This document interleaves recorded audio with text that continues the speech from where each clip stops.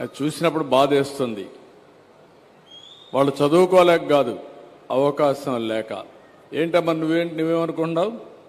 నువ్వే నీ పేరు చెప్పమ్మా, దగ్గర పెట్టుకో, మైక్ పెట్టుకో, మాట్లాడు, ఫ్రీగా మాట్లాడు, చెప్పు. నా పేరు అలేఖ్య సార్. అలేఖ్య, ఏంటి బాగా చదువుకుంటున్నావా? చదువుతున్నాను సార్. దగ్గర పెట్టుకోమ్మా, ఫ్రీగా గట్టిగా మాట్లాడు. బాగా చదువుకుంటున్నావా? బాగా చదువుకుంటున్నావా? చదువుతున్నాను. ఏం కావాలనుకుంటున్నావు? Doctor sir. ఎందుకమ్మా అనిపించింది నీకు డాక్టర్ కావాలని? పేదవారికి సహాయం చేద్దామని.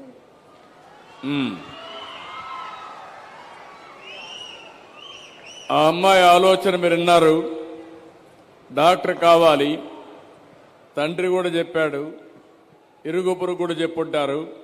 కానీ ఆ అమ్మాయికి ఒక ఆశయం ఉంది. ఆ ఆశయం నాతో పుట్టినటువంటి పేదవాళ్లకు వైద్య సేవలు అందించాలనేది ఆ అమ్మాయి ఆశయం. మీరందరూ గట్టిగా చప్పట్లు కొట్టి అభినందించాలి. పేద కుటుంబాల్లో పుట్టినంత మాత్రాన ఆశయాలు తక్కువ ఉండవు, ఇంకా ఎక్కువే ఉంటాయి.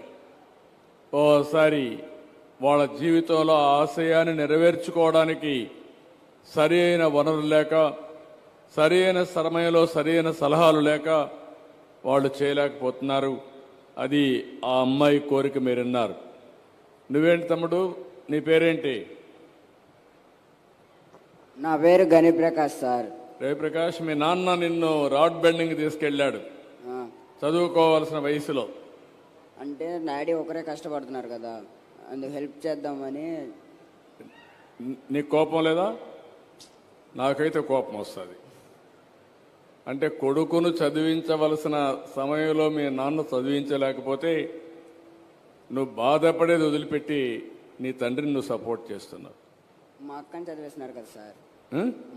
మైక్ దగ్గర పెట్టుకో. మా అక్కని చదివేస్తున్నారు కదా సార్.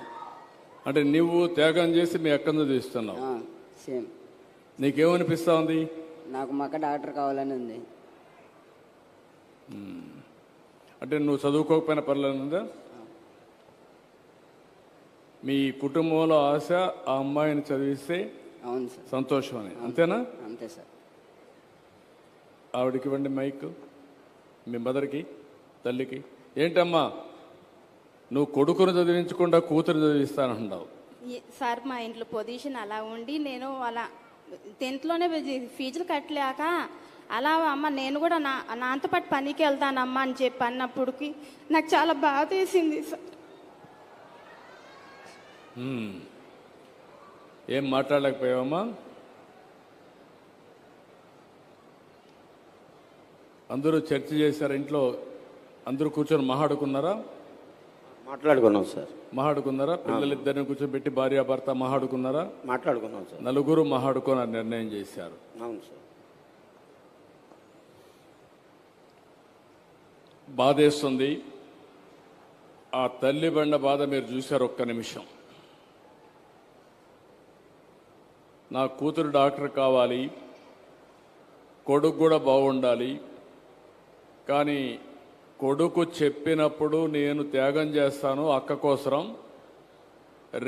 ఇద్దరి జీవితాలు బాగు చేయలేం కాబట్టి కనీసం ఒకరి జీవితమైనా బాగైతే సరిపోతుంది. అక్కను MBBS చదివించడానికి నేను రాడ్ బెండింగ్కి వెళ్ళి మా తండ్రితో సమానంగా డబ్బులు సంపాదిస్తానని చెప్పాడంటే ఆ తండ్రి ఇప్పుడు కూడా కళ్ళలో నీళ్లు పెట్టుకున్నది. అయిష్టంగా ఒప్పుకున్నాను, మనసు చంపుకొని ఒప్పుకున్నాను. కనీసం ఒక్కరినైనా చదివిస్తే అది చాలున ఆనందపడ్డానని ఆ తల్లి చెప్పినప్పుడు తల్లి యొక్క బాధ మీరు అర్థం చేసుకోవాల్సిన అవసరం ఉంది.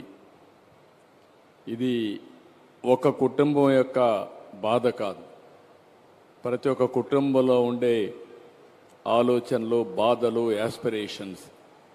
అవి సాధించలేకపోయినప్పుడు మొట్టమొదటి మీరు చూశారు, కుటుంబం అంతా కూర్చొని ఆలోచించి ఆ అమ్మాయిని MBBS చేస్తే కనీసం త్యాగం చేయడానికి తండ్రి కొడుకు ఇద్దరు సిద్ధంగా ఉన్నారు.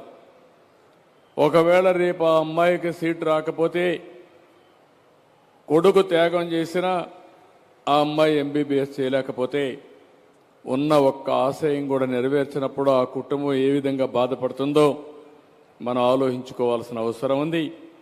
ఇలాంటి కార్యక్రమాలు చేయడానికే నేను ఈ కార్యక్రమాన్ని తీసుకొచ్చాను. నేను మాట్లాడేటప్పుడు మిగిలిన విషయాలు మాట్లాడతాను. మీరందరూ గుర్తుపెట్టుకోవాల్సిన అవసరం ఉంది.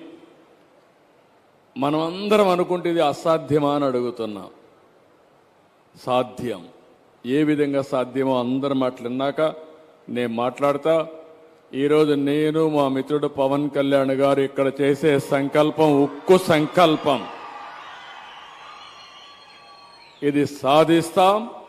ఏ విధంగా సాధిస్తామో ఎన్డీఏ తరపున అటు నరేంద్ర మోడీ గారి యొక్క సహకారం ఉంది, ఇక్కడ జనసేన ఉంది, తెలుగుదేశం